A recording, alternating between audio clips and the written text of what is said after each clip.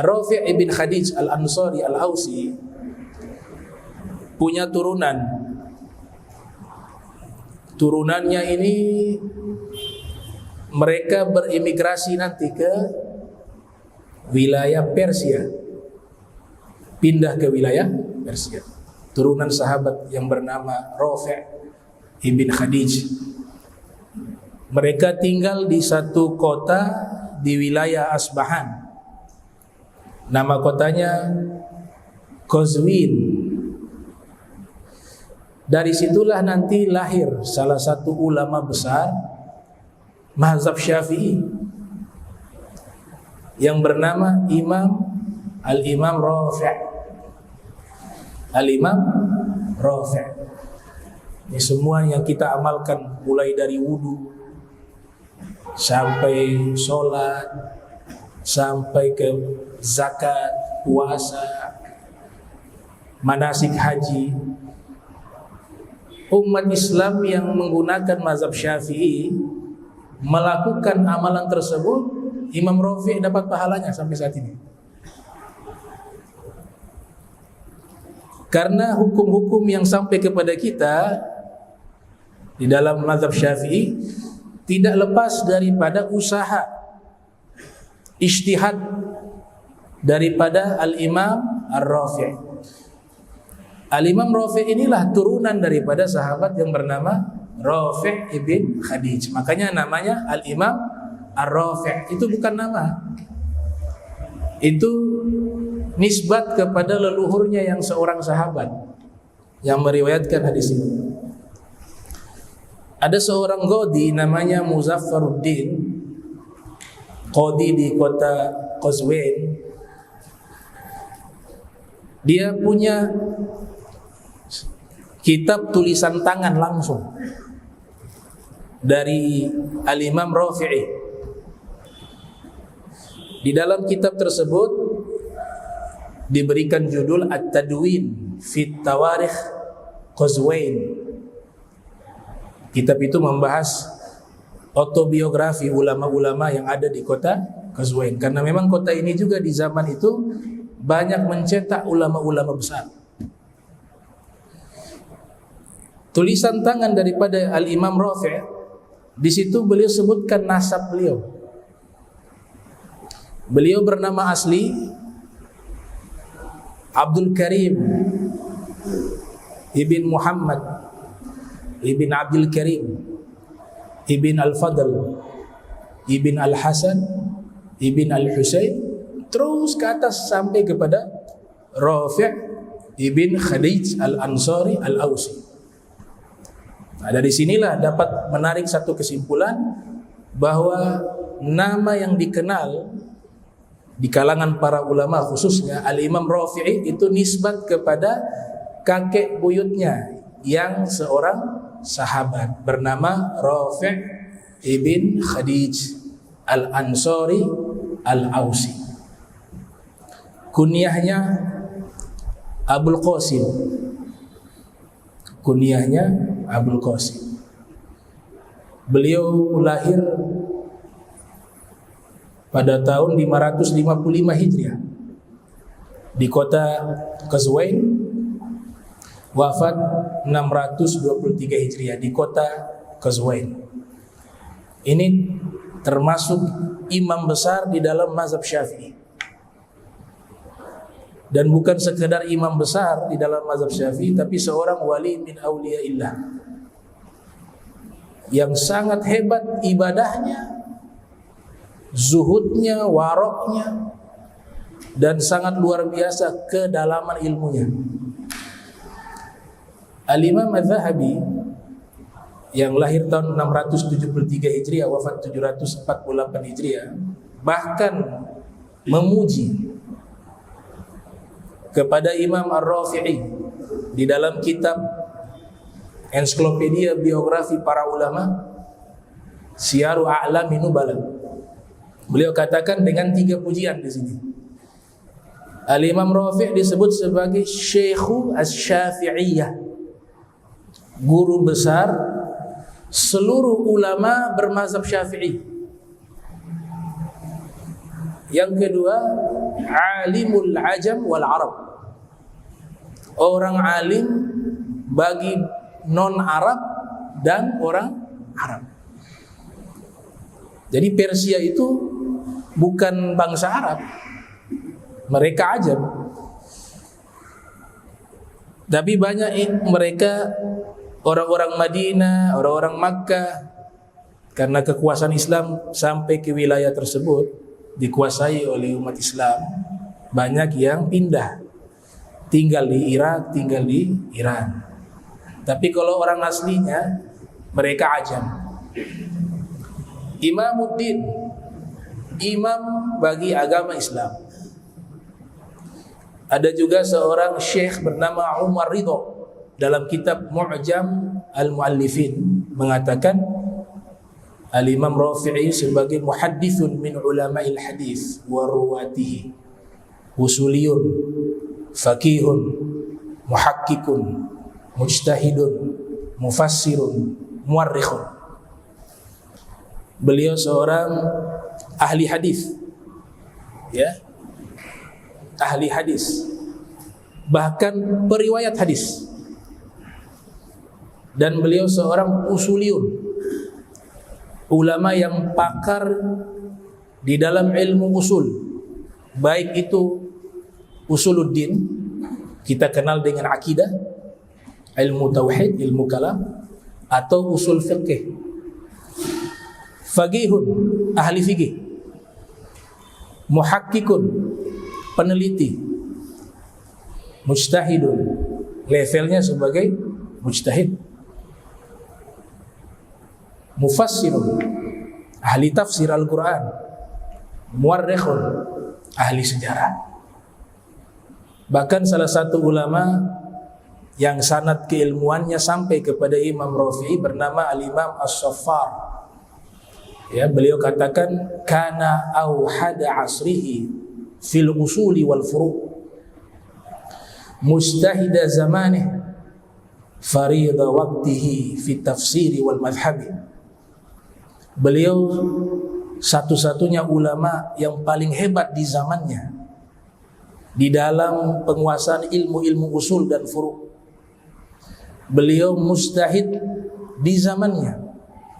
Beliau ulama satu-satunya di waktu, di zaman tersebut yang memahami tafsir Al-Quran secara komprehensif dan mengenal akan mazhab Imam Syafi'i.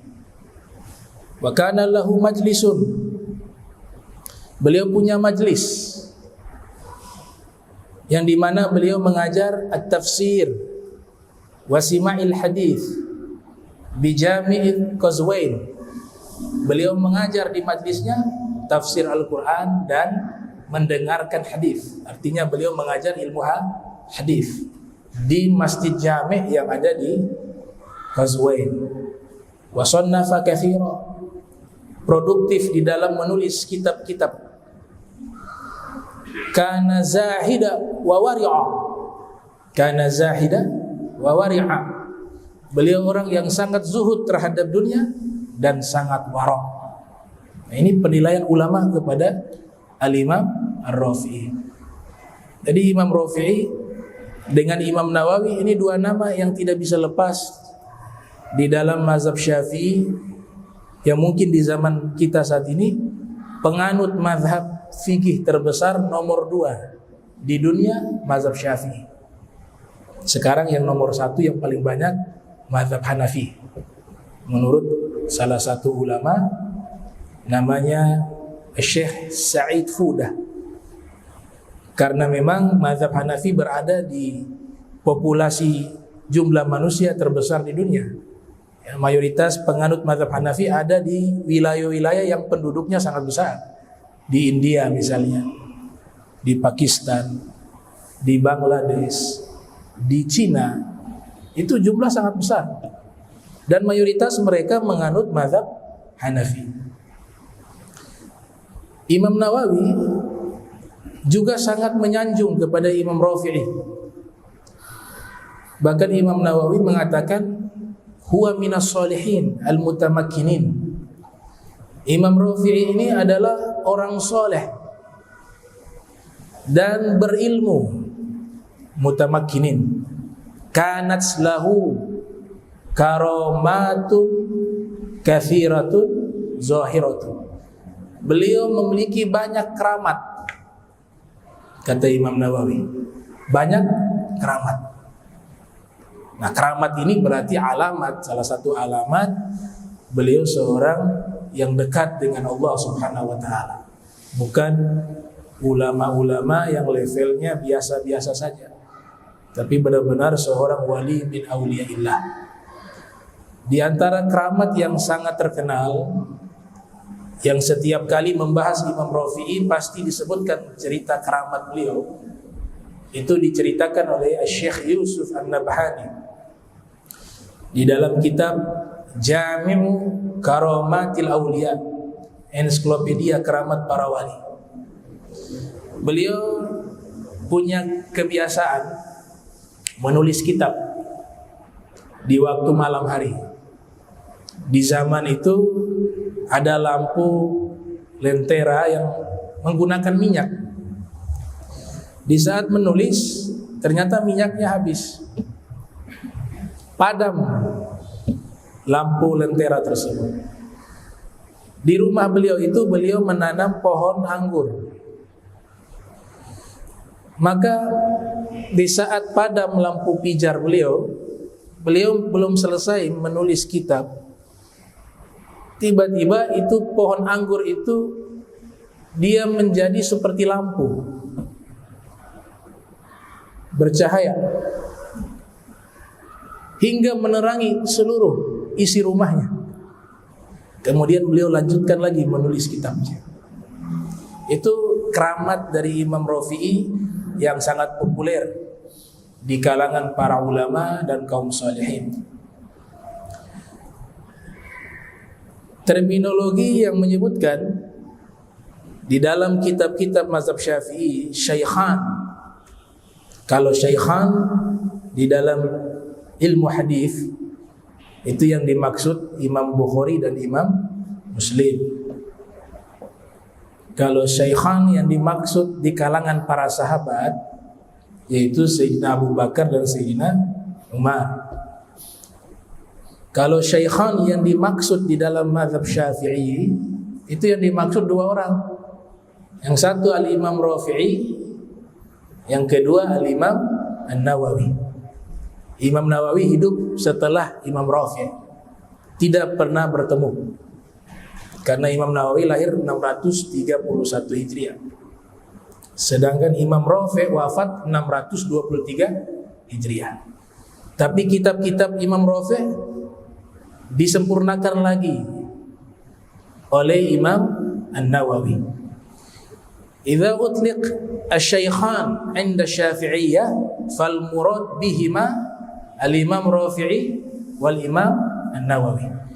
Kalau disebut dua orang guru syaikhan di dalam mazhab Syafi'i atau di kalangan para ulama Syafi'i, yang dimaksud di situ adalah Imam Ar-Rafi'i dan Al-Imam An-Nawawi.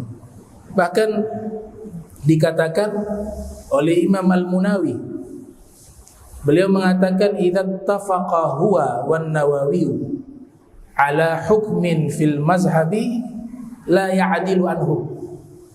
Kalau Imam Rafi'i dan Imam Nawawi sudah bersepakat dalam satu hukum di dalam mazhab Syafi'i, maka pendapat ulama yang lain tidak akan sebanding.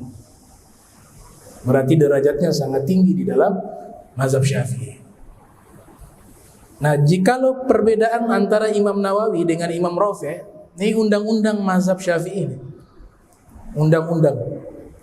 Kalau Imam Nawawi dengan Imam Rafi' beda pendapat, yang didahulukan adalah pendapatnya Al-Imam Nawawi.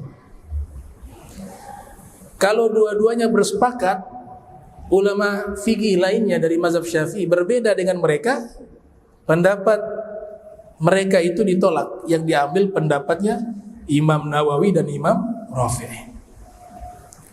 Jadi syaikhan fi hadzal madhab. Jadi dua syekh besar, guru besar di mazhab Syafi'i. Tradisi mereka itu mereka bisa menjadi syaikhan itu tidak mudah. Itu kalau baca manaqibnya Imam Rafi' dan Imam Nawawi, kalau kita mau ikut cara mereka menuntut ilmu, kita tidak sanggup. Misalnya Imam Nawawi kurang lebih 1 hari itu beliau setiap hari belajar kurang lebih 12 mata pelajaran. Dan selama 2 tahun beliau belajar itu tidak pernah meletakkan punggung di atas tanah. Artinya tidak tidur. Bahkan dikatakan masuk ke toilet seminggu sekali.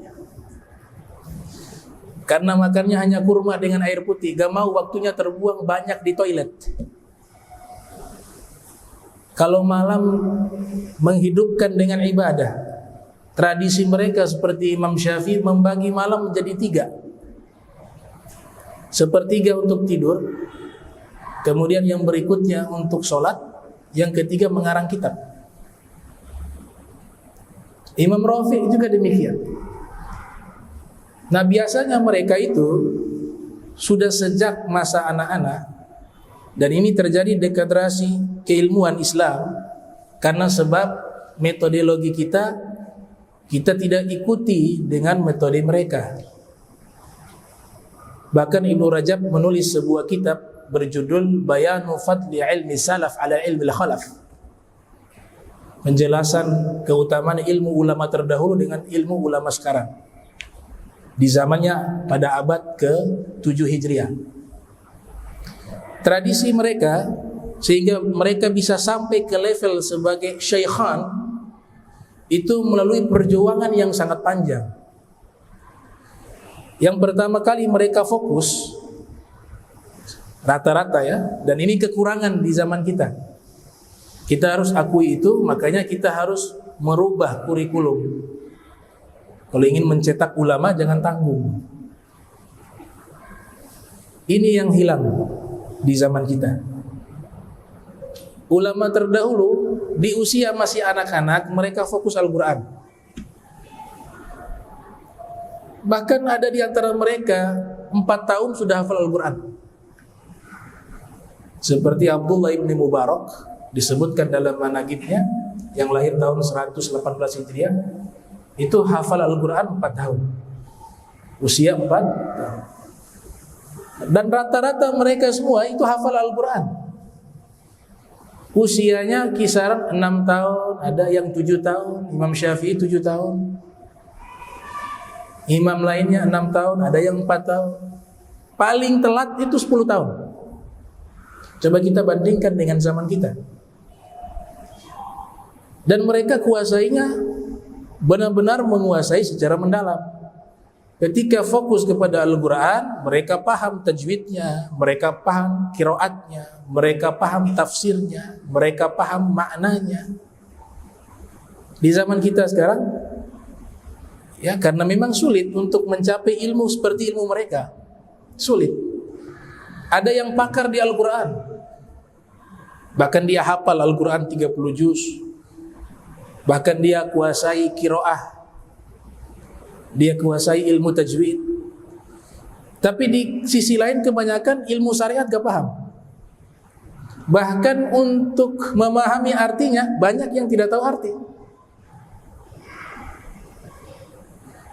Di satu sisi ada ulama-ulama pakar syariat, ilmu fikih dikuasai, ilmu hadis dikuasai, ilmu tafsir dikuasai, ilmu bahasa Arab dikuasai, ilmu usul dikuasai. Tapi di sisi lain belum hafal Al-Quran. Nah mereka di zaman itu berjalan berbarengan. Al-Quran hafal, paham, tapi ilmu syariat juga dikuasai. Itu yang dikatakan oleh Ibnu Zawzi Al-Baghdadi. Kalau disebut Ibnu Zawzi Al-Baghdadi, kalau Ibnu Qayyim Al-Jauziyah, bukan Ibnu Qayyim Al-Zawzi. Ibnu Qayyim Al-Zawziyah. Kalau Ibnu Zawzi Al-Baghdadi. Ini ulama yang berbeda. Yang satu lahir tahun 510 di Baghdad, yang satunya lahir 691 Hijriah. Beda masa, beda ulama. Ibnu Zawzi Al-Baghdadi dalam kitabnya Sayyidul Khatir mengatakan, kana salaf idza nasha'a li ahadihim waladun syaghaluhu bihifdzil Qur'an wa sima'il hadits fayathbutul imanu fi qalbihi. Para salaf terdahulu, mereka kalau memiliki anak, seorang anak, yang pertama kali mereka sibukkan anak tersebut adalah apa? Menghafal Al-Quran dan menghafal hadis, mendengar dan menghafal hadis. Kita harus akui zaman kita ini sudah bergeser nih. Pertama kali yang mereka sibuk anak-anak zaman sekarang handphone. Anak-anak zaman dulu mereka sibuk Al-Quran wal hadis. Bagaimana tidak barakah? Kalau dari kecil sudah sibuk dengan Al-Quran dan dengan hadis Nabi, apalagi sampai menghafalnya, fayathbutu al-imanu fi qalbihi, maka iman itu secara otomatis akan tertancap di dalam hatinya. Itu metodologi para ulama terdahulu. Hampir seluruhnya seperti itu. Nah, jadilah mereka Imam Rafi'i dan Imam Nawawi.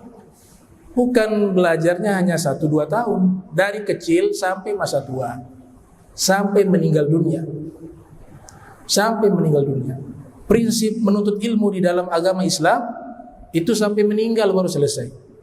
Ya, Imam Ahmad mengatakan ata'allamul ilma hatta adkhulal qabr.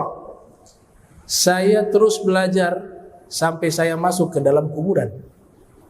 Utlubul ilma minal mahdi ila lahdi. Tuntutlah ilmu dari buayan sampai masuk ke liang. Nah, itulah prinsip menuntut ilmu dalam agama kita. Tidak tanggung. Liburnya kapan? Gak ada libur sebenarnya. Tidak ada libur. Setiap hari belajar.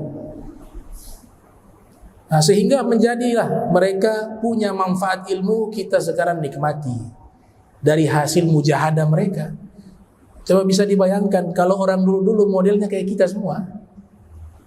Ini ilmu ini punah. Jujur saja. Model kayak kita nih, yang masih malas, ya, tidak kuat mujahadah, waktu masih banyak terbuang di hal yang tidak manfaat. Kalau model kita, saya katakan seperti saya begini, ini akan punah ilmu. Tapi memang Allah pilih, ya di zaman itu dipilih orang-orang yang seperti mereka, karena Allah akan menjaga agama ini lewat ulama-ulamanya. Itu. Bahkan ini Imam Rafi' itu dikatakan oleh Imam Suyuti termasuk seorang mujaddid abad ke-6 Hijriah. Al-Imam Suyuti yang lahir tahun 849 Hijriah, wafat 911 Hijriah, beliau membuat puisi. Wasadisu al-Imam al-Fakhru ar-Razi war-Rafi'i mithluhu yuwazi. Di abad ke-6 yang menjadi mujaddid adalah Al-Imam Fakhruddin Ar-Razi. Ini pendapat pertama beliau. Lahir 544, wafat 606 Hijriah. Kemudian atau kalau bukan Fakhruddin Ar-Razi, mujaddid di abad ke-6, maka dia adalah Imam Rafi'i. Kata Imam As-Suyuti. Jadi setiap penghujung 100 tahun muncul tokoh ulama yang diberikan gelar mujaddid.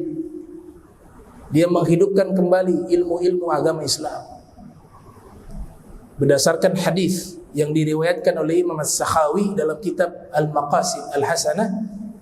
Rasul sallallahu alaihi wasallam bersabda, "Innallaha ta'ala yab'atsu li hadhihi al-ummah ala ra'si kulli mi'ah sanah man yujaddidu laha dinah." Sesungguhnya Allah senantiasa mengutus untuk umat Islam di penghujung atau puncak dari setiap 100 tahun muncul satu tokoh ulama yang memperbaharui daripada ilmu-ilmu agama Islam. Kata Imam Suyuti, salah satunya yang disebut mujaddid abad ke-6 adalah Imam Ar-Rafi'i. Beliau berguru ke banyak ulama.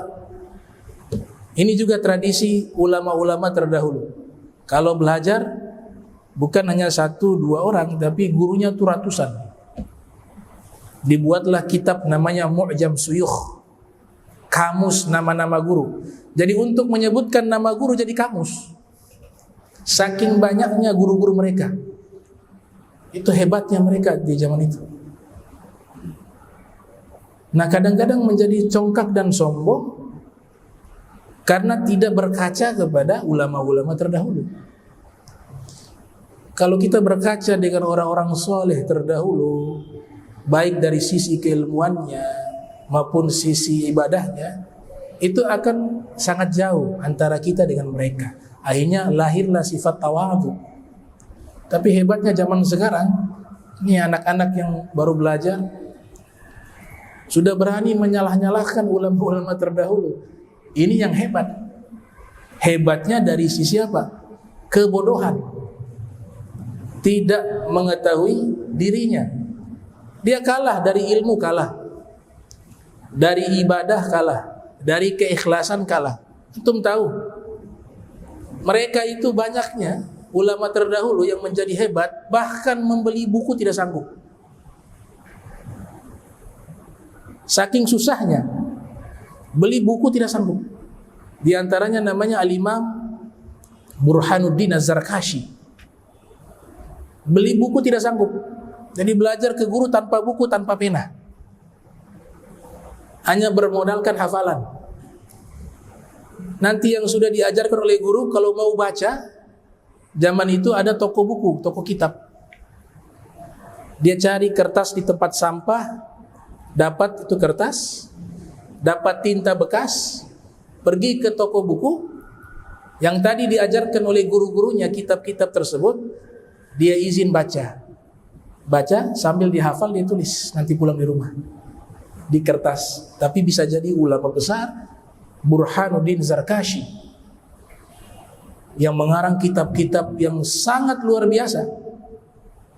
Begitu juga mufassir kabir Al-Imam At-Tabari yang lahir tahun 224 Hijriah, wafat 310 Hijriah. Saking susahnya menuntut ilmu, sampai di Mesir berhari-hari tidak makan, tidak minum. Akhirnya menggadaikan bajunya hanya satu di badannya. Dia gadaikan untuk beli makan. Jauh ma bainas samai wal ard, perbandingan antara langit dan bumi. Nah, Imam Rafi'i juga demikian.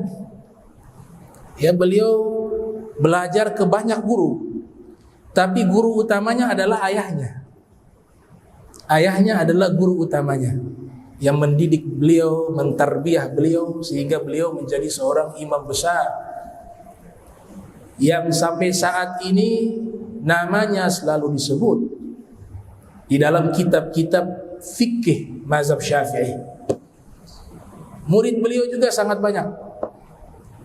Tapi satu yang sangat terkenal dan cukup sebagai bukti bahwa beliau seorang ulama yang sangat besar, memiliki murid sekelas Khatimul Huffaz Ibnu Shalah. Ibnu Shalah ini punya kitab menjadi rujukan mustalahul hadis.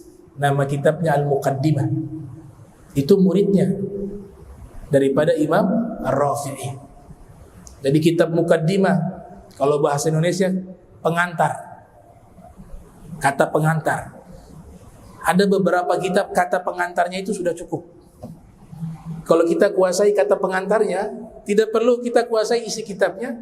Semua ilmunya itu di kitab itu sudah dituangkan, diringkas di mukaddimahnya. Itu ada 5 kitab. Yang mukaddimahnya itu sudah merangkum ilmu yang ada di kitab. Yang pertama Muqaddimah Ibnu Shalah tadi. Bahkan dikatakan yang tidak pernah baca kitab Muqaddimah Ibnu Shalah, maka jangan berbicara tentang ilmu hadis.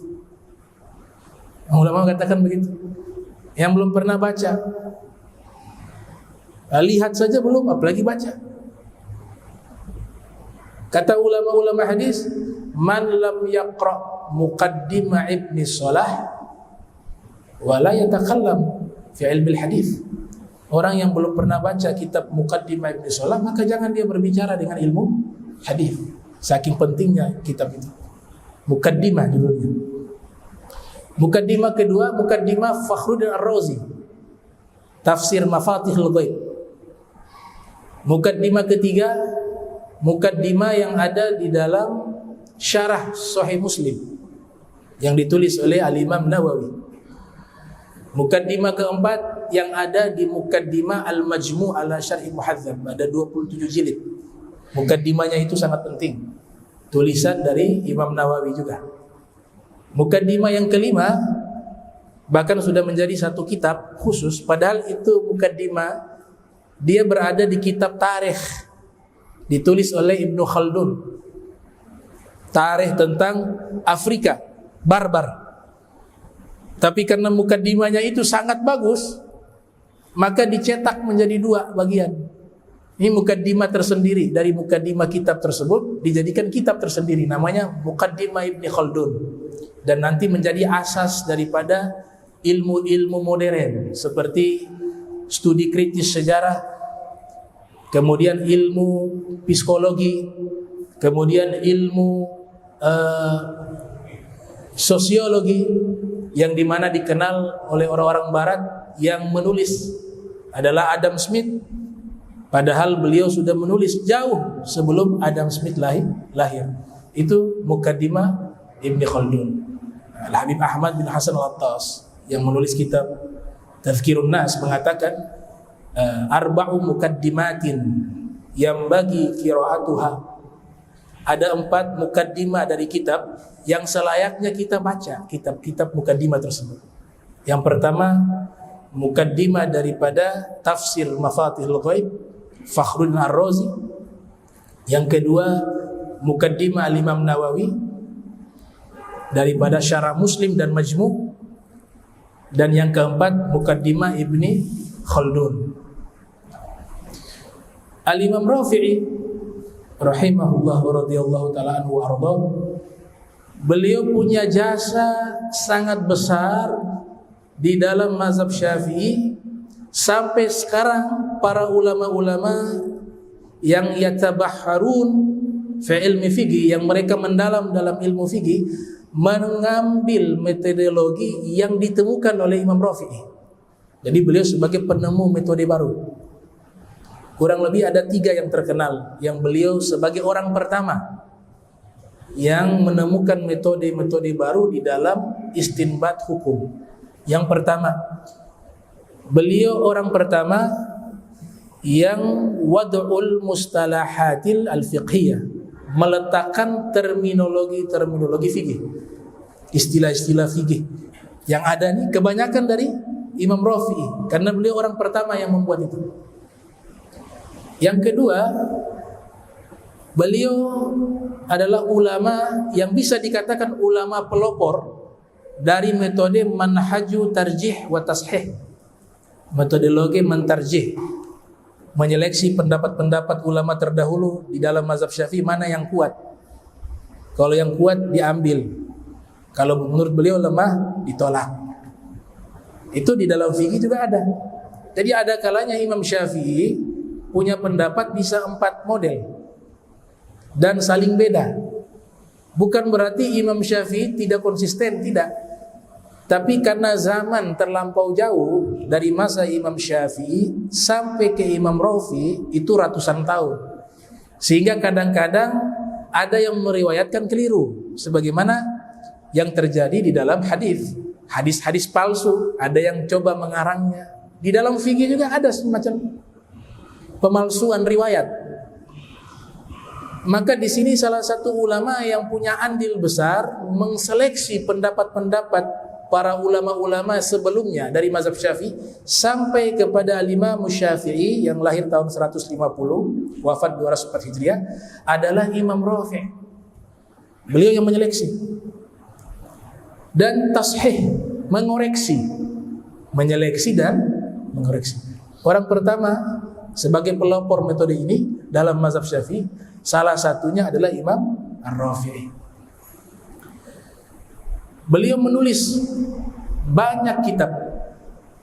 Menulis banyak kitab. Di antara kitab yang terkenal berjudul Fathul Aziz ala Syarhil Wajiz. Beliau menjelaskan isi kitabnya Al-Imam Al-Ghazali yang lahir 450 wafat 505 Hijriah. Nama kitab fikih Imam Ghazali Al-Wajiz. Ini luar biasanya ya Al-Imam Ghazali ya. Dari kitab fikih beliau ini dikembangkan menjadi kitab-kitab induk mazhab Syafi'i yang nanti dijelaskan oleh Imam Rafi'i dan juga Imam Nawawi. Nama kitabnya Al-Wajiz. Beliau punya kitab fikih, ada yang lebih luas lagi namanya Al-Basit. Ada yang moderat, pertengahan, Al-Wasit. Al-Wajiz yang paling ringkas. Al-Wajiz inilah yang dijelaskan oleh Imam Rafi'i, nama kitabnya yang pertama kali beliau beri judul Al-Aziz. Setelah diberikan judul kitab Al-Aziz, syarah dari Al-Wajiz, tidur mimpi. Dalam mimpinya itu ada suara dari langit menegur beliau bahwa itu nama Allah tidak boleh digunakan untuk nama. Maka bangun dari tidurnya beliau tambahkan Fathul Aziz ala Syarhil Wajiz. Beliau rangkum lagi kitab tersebut, dinamakan Asy-Syarhu As-Shaghir. Kalau Fathul Aziz nama lainnya Asy-Syarhu Al-Kabir karena sangat luas pembahasannya, terperinci. Kemudian dirangkum lagi namanya Asy-Syarhu As-Shaghir. Ada juga kitabnya namanya Al-Muharrar. Ada juga kitabnya Syarhu Musnad Al-Imam Syafi'i. Dan juga beliau menulis kitab sejarah At-Tadwin fi Tawarikh Qazwain dan kitab Al-Amali yang berisikan syair-syair dan puisi-puisi. Itu beberapa kitab yang beliau tulis. Ada satu pendapat yang sangat menarik di sini. Guru dari Ibnu Hajar Al-Asqalani, yaitu Al-Imam Al-Iraqi. Al-Imam Al-Iraqi punya guru, seorang Al-Hafiz, man hafidha mi'ata alfi hadithin matnan wa isnada, ya, orang yang minimal sudah hafal 100.000 hadis Nabi, isi hadis dengan rantaian sanadnya. Bernama Al-Hafiz Abu Sa'id. Al-Hafiz Abu Sa'id pernah menyatakan, Ar-Rafi'i a'rafu bil hadis min Syekh Muhyiddin. Imam Rafi'i lebih paham tentang hadis Nabi melebihi Imam Nawawi. Tapi sebagian ulama mereka tidak sependapat. Mereka mengatakan bahwa Imam Nawawi kalau dibanding-bandingkan dengan Imam Rafi'i dari sisi pemahaman ilmu hadis, mayoritas ulama mengatakan Imam Nawawi jauh lebih alim di dalam ilmu hadis dibanding Imam Rafi'i. Tapi ada sebagian juga ulama yang mengatakan Imam Rafi'i lebih alim dalam ilmu hadis dibanding Imam Nawawi. Ada pendapat ketiga, coba mengselaraskan, mengkompromikan riwayat ini. Ia mengatakan yang dimaksud daripada ucapan Syekh Abu Sa'id tadi, bahwa Imam Rafi'i lebih alim daripada Imam Nawawi dari ilmu hadisnya, itu maksudnya tentang ilmu mustalahul hadis. Itu lebih pakar adalah Imam Rafi'i. Karena Imam Rafi'i sebagaimana tadi disampaikan, beliau orang pertama yang meletakkan istilah-istilah atau terminologi-terminologi di dalam masalah fikih. Dan itu beliau ambil juga daripada pemahaman-pemahaman terminologi hadis Nabi. Apalagi salah satu murid beliau menjadi tokoh ulama hadis di zamannya yang bernama Al-Hafiz Ibnu Shalah, yang nanti menjadi guru pertama dan guru besar daripada sekolah hadis pertama di dunia. Sekolah hadis, sekolah yang khusus membahas hadis Nabi sallallahu alaihi wasallam. Bahkan diambil sendal Nabi diletakkan di sekolah tersebut. Sendalnya Rasul sallallahu alaihi wasallam diletakkan di sekolah tersebut. Namanya Darul Hadis Al-Ashrafiyah yang ada di Damaskus. Beliau guru pertama, Ibnu Shalah. Bahkan kitab Muqaddimah ditulis di sekolah tersebut. Nanti setelahnya generasi berikutnya gurunya adalah Imam Nawawi yang ada di sekolah hadis tersebut. Nah, dari sinilah para ulama yang berpendapat bahwa Imam Rafi'i ini pakar di bidang hadis karena buktinya adalah salah satu muridnya menjadi salah satu ulama hadis ternama yang bernama Al-Imam Ibnu Salah. Nah, terakhir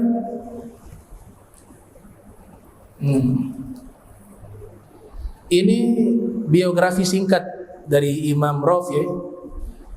Ada kitab yang menjelaskan lebih rinci akan biografi daripada Imam Rafi'. Itu ditulis oleh Syekh Taqiyuddin Muhammad bin Rafi'. Itu kitab bagi saya itu sudah cukup menjelaskan biografi daripada Imam Rafi'i karena sangat lengkap dan sangat terperinci. Judulnya itu Tarjamatu Al-Imam, ya, Abil Qasim Ar-Rafi'i. Nah, itu kitab biografi daripada Al-Imam Ar-Rafi'i.